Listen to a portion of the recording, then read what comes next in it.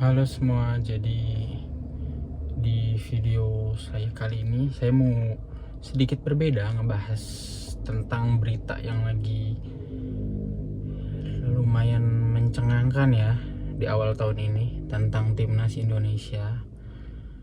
Sekali-sekali saya pengen bahas karena saya ini lumayan lumayan agak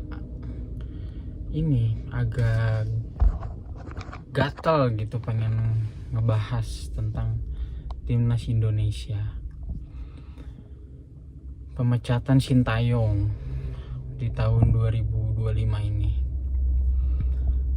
Saya lumayan ngikutin ya timnas dari awal. Memang saya nggak ngerti-ngerti amat bola. Saya juga bukan yang memang ahli dalam sepak bola, tapi saya ngikutin timnas.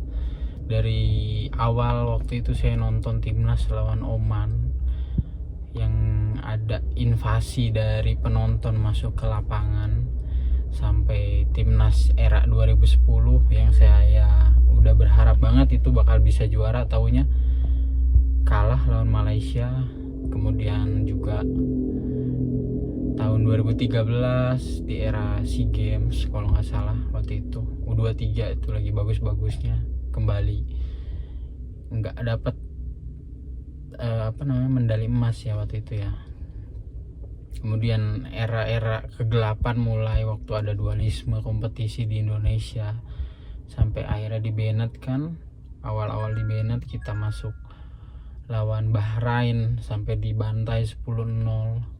Waktu itu saya juga nonton tengah malam. Naik turun lihat perkembangan timnas Indonesia sampai ada di fase dimana saya udah nggak nafsu lagi ya nonton timnas, karena ya dengan permainan yang monoton dari tahun ke tahun, nggak ada perubahan kan, permainannya kayak gitu-gitu aja. Nonton timnas senior udah nggak ada gairah sih pada zaman-zaman itu. Sampai datang Sintayong kan di tahun 2019 tuh, kepotong dia sama Covid. Memang sih prestasi awal Sintayong itu nggak bagus-bagus amat ya. Di tahun 2023 2024 itu menurut saya jadi momen ya buat Sintayong, karena di tahun itu dia sukses menurut saya bawa timnas Indonesia, walaupun memang secara prestasi belum ada piala yang bisa dia dapatkan, tapi dengan membawa Indonesia masuk ke Piala Asia lewat jalur kualifikasi kan waktu itu, titik awalnya dari lawan Kuwait, dengan menang masuk ke Piala Asia dan lumayan bisa berbicara banyak di Piala Asia. Kita sampai ke fase waktu itu tuh ya, lolos fase grup kan, kita ketemu Australia namun kalah. Cuman lihat dari permainan itu udah sangat enak sekali ya waktu di Piala Asia, dengan pemain-pemain yang memang keturunan dicampur dengan pemain-pemain Indonesia.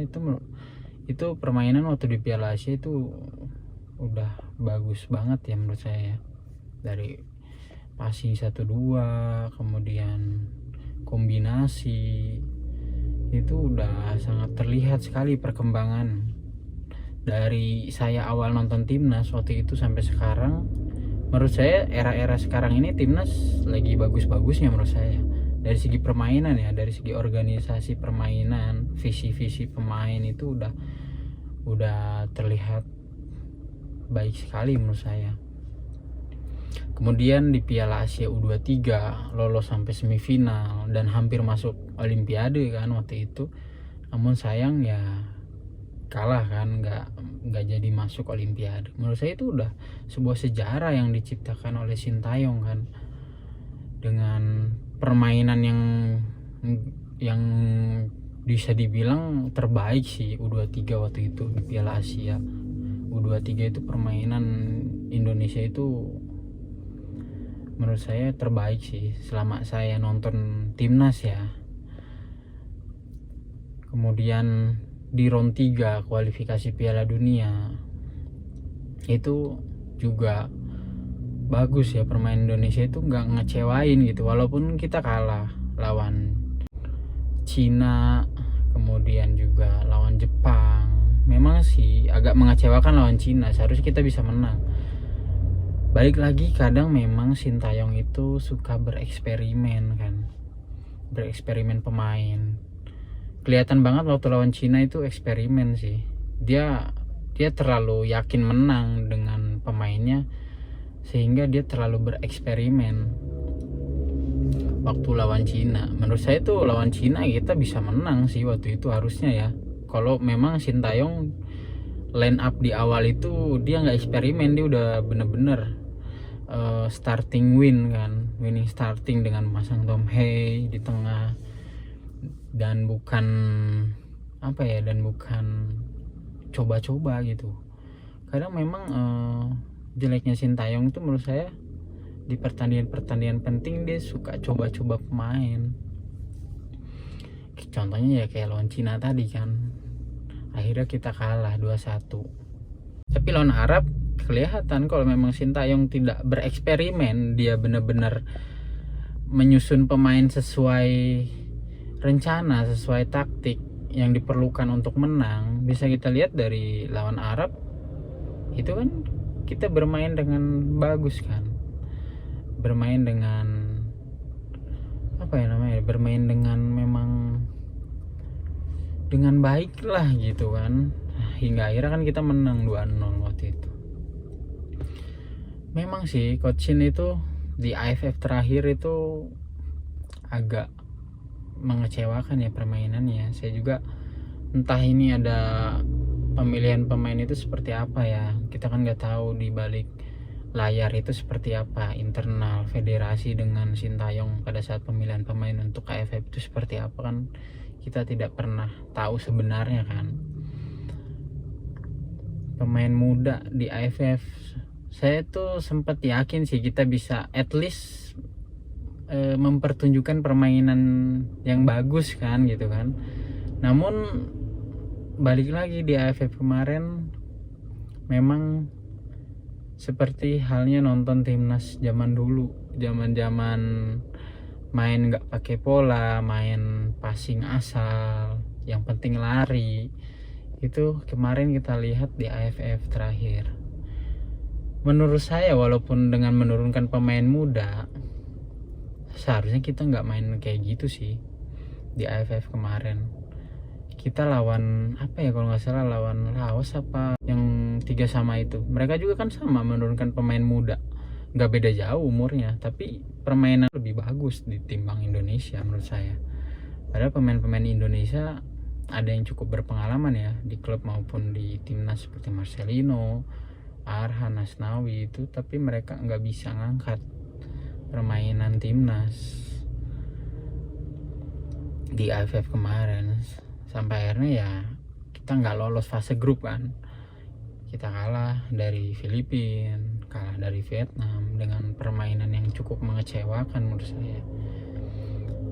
saya itu menjadi sebuah kompetisi yang cukup mengecewakan untuk Coach Shin ya, karena dengar kabar kan memang pemilihan pemain itu kan murni keputusan dari Coach Shin gitu kan. Tapi hasil yang ditunjukkan kan nggak semaksimal itu. Sebenarnya saya nggak muluk-muluk sih, saya nonton AFF kemarin tuh saya pengen tahu aja permainan timnas itu, karena kan kita terbiasa lihat timnas senior ya. Jadi ngelihat permainan yang kemarin itu agak cukup ngejeluk gitu dari permainan yang biasa kita lihat di timnas senior, rapi, terstruktur. Lihat kemarin di AFF ancur-ancuran kan, main nggak jelas, nggak ada pola. Itu agak cukup kecewa sih. Saya pikir bakal at least nggak menang pun kita main bagus gitu, passing terukur, pemain-pemain bisa kontrol bola, punya visi yang jelas. Cuman kan kemarin benar-benar ancur-ancuran. Terkait dengan pemecatan Coach Shin, saya juga nggak tahu ya alasan sesungguhnya apa dari federasi dengan memecat Coach Shin. Sebenarnya kan Coach Shin di kualifikasi Piala Dunia kan nggak buruk-buruk amat. Memang ada satu kesalahan waktu di laga melawan Cina, tapi kan sisanya kan dia melaksanakan tugasnya dengan baik ya menurut saya. habis kayak pertandingan lawan Australia, lawan Arab, lawan Bahrain itu dia melakukan tugasnya dengan baik. Memang lawan Cina agak absurd menurut saya starting line up-nya, tapi kan tidak bisa menjadi penilaian bahwa kinerja coach Shin itu seburuk itu gitu. Banyak sejarah tercipta oleh dia dengan meloloskan kita ke kualifikasi Piala Asia, melangkah jauh di kualifikasi Piala Dunia, bahkan bisa sampai semifinal Piala Asia U23. Itu kan merupakan sejarah ya. Saya juga nggak tahu kenapa federasi memutuskan untuk mengakhiri kontrak coach Shin di tahun 2025 ini, padahal kan kontraknya masih sampai 2027 ya, dan targetnya kan sebenarnya coach Shin tuh lolos ke round 4 kan, dan sekarang kita masih punya kesempatan untuk lolos ke round 4, bahkan kita terbuka kesempatan untuk bisa lolos langsung ke Piala Dunia, menempati posisi kedua. Dengan melihat permainan seperti lawan Arab kemarin, ya menurut saya kesempatan itu terbuka lebar sih. Cuman ya mungkin federasi punya pemikiran lain ya terkait dengan sepak bola Indonesia ke depannya. Saya juga nggak tahu ada ketidaksepahaman apa antara federasi dengan coach Shin kan di tahun 2025 ini, sehingga akhirnya federasi memutuskan untuk tidak melanjutkan kerjasamanya lagi dengan coach Shin. Saya cuma bisa bilang terima kasih untuk coach Sintayong karena sudah membawa gairah sih menurut saya untuk sepak bola Indonesia. Dari yang tadinya sudah tidak semangat lagi ya nonton timnas, sampai akhirnya sekarang itu penuh optimis gitu. Setiap kali nonton timnas tuh kita optimis bisa menang. Bahkan ketika lawan tim-tim seperti Australia, Jepang itu dulu saya nonton nggak ada optimisnya sama sekali ngelawan tim-tim kayak gitu. Tapi sekarang dengan adanya pemain-pemain keturunan di bawah kepelatihan coach Shin, itu optimis itu ya sangat besar ya untuk bisa memenangkan setiap pertandingannya.